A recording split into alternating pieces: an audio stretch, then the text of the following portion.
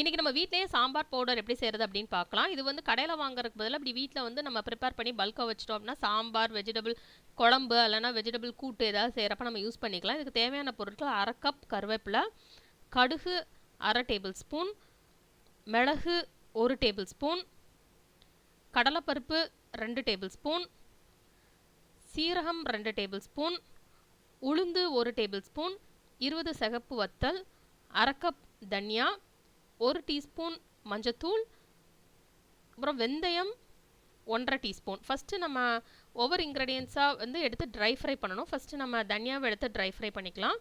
நல்லா 2லேருந்து 3 நிமிஷம் செவக்க வறுக்கணும்.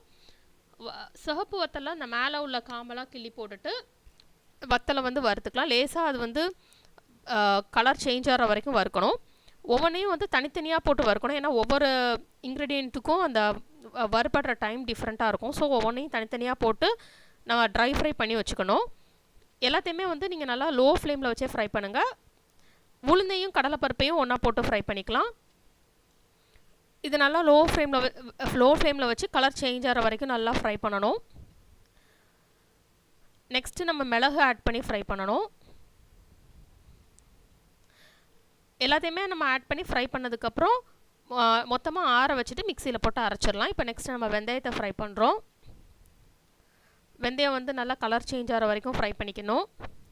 இப்போ வெந்தயம் வந்து கலர் சேஞ்ச் ஆகிடுச்சு. நெக்ஸ்ட்டு கடுகை போட்டு ஃப்ரை பண்ணணும். கடுகு வந்து நல்லா வெடிக்கிற வரைக்கும் போட்டு ஃப்ரை பண்ணணும். எல்லா கடுகும் வெடித்ததுக்கப்புறம் நம்ம வந்து அதை எடுத்துக்கலாம். அதுக்கப்புறம் கருவேப்பிலையை வந்துட்டு ட்ரையான கருவேப்பிலை போட்டு நீங்கள் ஃப்ரை பண்ணலாம். இல்லைனா நீங்கள் வந்து கழுவி காய வச்சுக்கணும். அதுக்கப்புறம் அந்த கருவேப்பிலை எடுத்து போட்டு நல்லா எல்லா இன்க்ரீடியன்ஸையும் ஒரு பிளேட்டில் வச்சு அதை ஆறுனதுக்கப்புறம் ஒரு மிக்ஸி எடுத்துக்கணும். மிக்சியில் ஃபஸ்ட்டு நம்ம மஞ்சத்தூள் ஆட் பண்ணிக்கலாம்.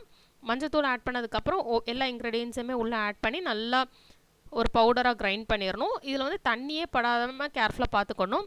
இதெல்லாத்தையும் அப்படியே நம்ம வந்து ஒரு பாட்டிலில் ஸ்டோர் பண்ணி வச்சிட்டோம் அப்படின்னா நம்ம தேவைக்கு யூஸ் பண்ணிக்கலாம். எப்போவுமே வந்துட்டு ஒரு ட்ரை ஸ்பூனை வச்சு யூஸ் பண்ணிங்க அப்படின்னா அது வந்து நல்லா கெட்டு போகாமல் ரொம்ப நாள் இருக்கும்.